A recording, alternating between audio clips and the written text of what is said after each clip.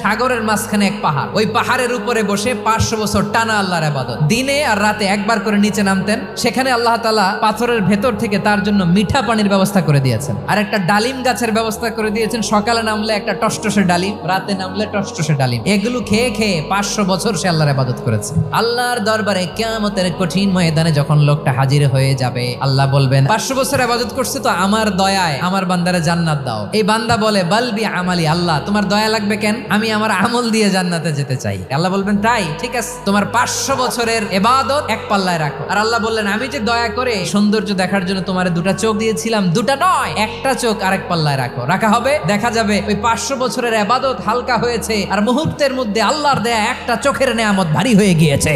ফলাফল দেখো, হিসাব বলে তুমি এখন জাহান্নামে যাবা, যাও এবার জাহান্নামে যাও। এবার লোকটা কাচুমাচু করে বলে আল্লাহ এবার আমি বুঝতে পেরেছি তোমার দয়া ছাড়া দুনিয়ায় কেউ জান্নাতে যেতে পারবে না।